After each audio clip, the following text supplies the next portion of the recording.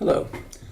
This will be an introduction to STLs and the standard templates, which will lead us to the template library, and we'll talk about namespaces. First, let's deal with the problem with, suppose I wanted to write a function called add. Beautiful function. And it works by adding up two doubles. Great. And returns a double. Very basic thing. And then I also would like to do the same thing for integers. Integers and doubles don't exactly mix. There's conversion, but that's not the point. I want integers to stay integers and doubles to stay doubles. So I'll end up writing two functions. And I look at these two functions, and I see there's a definite pattern that is a template. So I would love it. I mean, this is what happens now. I write add. The compiler looks at this and says, oh, you have two doubles. I'm going to pick this function. The compiler looks at this and says, oh, you have two integers. I'm going to pick this one. And it will produce this code that runs. But wouldn't it be great if there were something that we could do like this? Because you look here, you see a type, a type, a type, a type. Same thing here. It's a pattern that actually matches. Wouldn't it be great if our compiler, we could somehow build a blueprint like this here, a blueprint called generic programming or a template? And we can. The key word is template, an open angled bracket and a closed angled bracket. So we have this word template. We have another word we use, class, and then this is called like a fill in the blank. You can call this anything you want, but most of the time people call it T. And it says when you find out what this T is, use the same T in all these positions. Who is using it? The compiler will do it for us. So now I can write this one program right here. When the compiler sees this code here, it will compile using T as a double because it will see two numbers that are doubles. When the compiler gets to this point, it'll say, I see two integers. And the compiler, at compile time, this is done, it will produce the correct code. And there's our output. Looks the same as the other. Here's a classic example. A template, I like to have two numbers, first number and the second number. Whoops, that's kind of messy. Second number, I'm just going to call it B. So what I can do is use a structure, call it paired. Something similar to this is actually inside the C++ STL.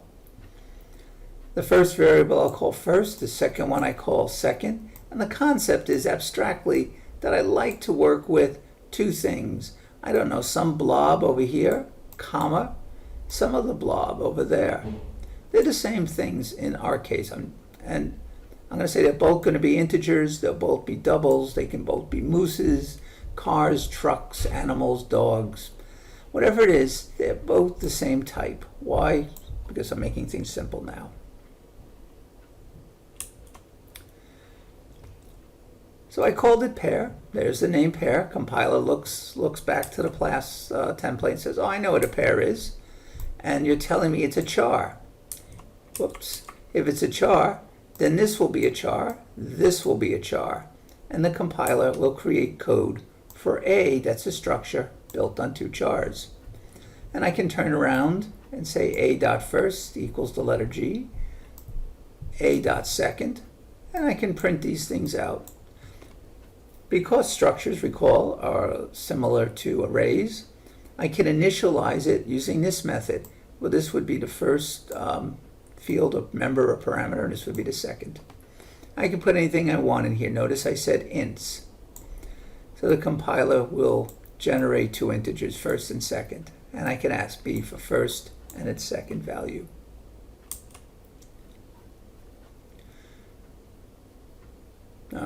Here's the same thing again, just looking at it. Next, I'm going to take the template and add something more powerful to it.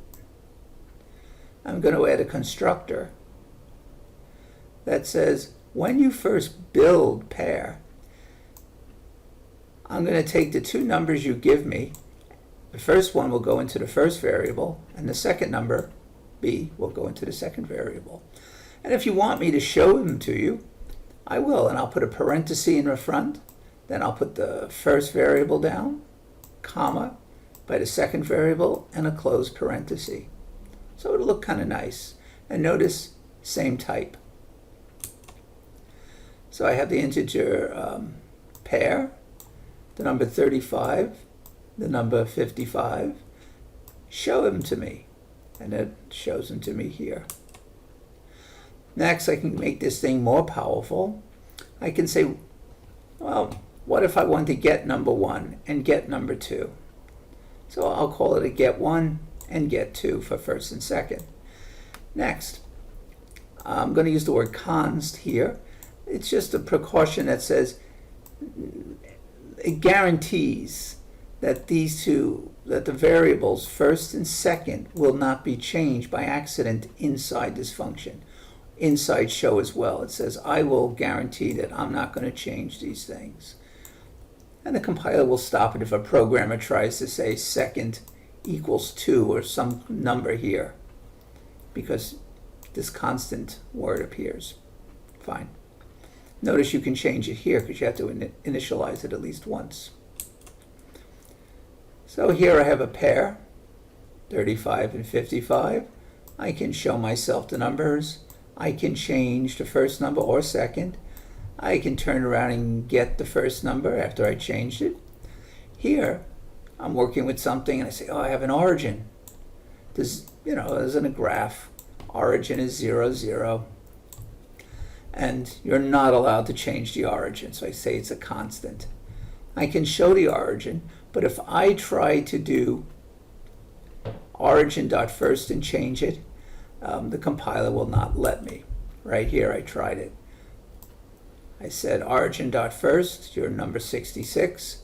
Compiler, that squiggly line was actually not me, the compiler did that. It said no, it's a constant. It said the left-hand side, this is the left-hand side.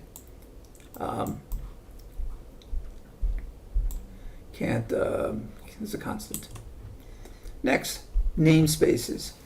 We've been using them, or you have been, right here. You've been saying using namespace std.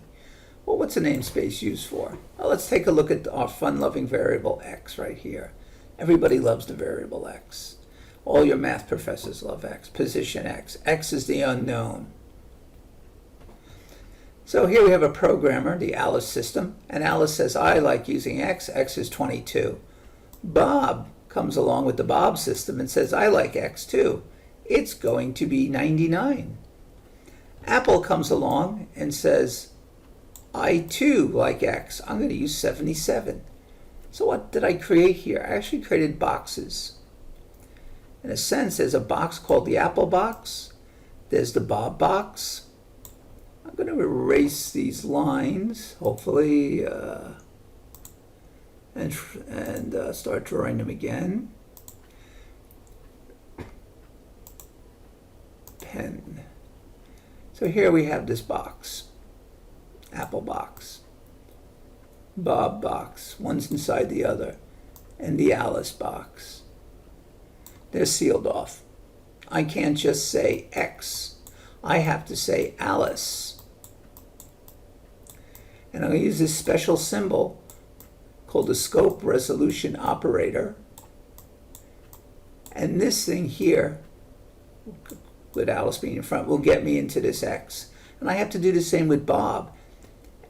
And it's going to get kind of complex because inside Bob I have to go to Apple, and then inside Apple I have to use the resolution operator twice here to get into X.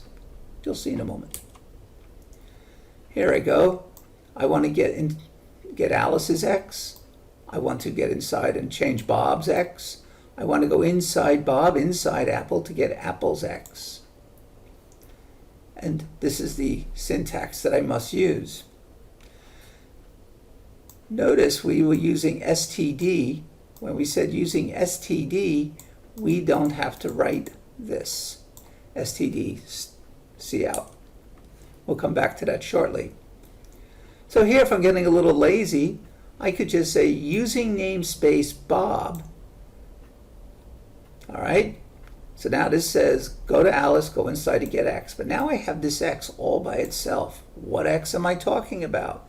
Well, I said use Bob's X. So automatically, this will go inside and get X from Bob.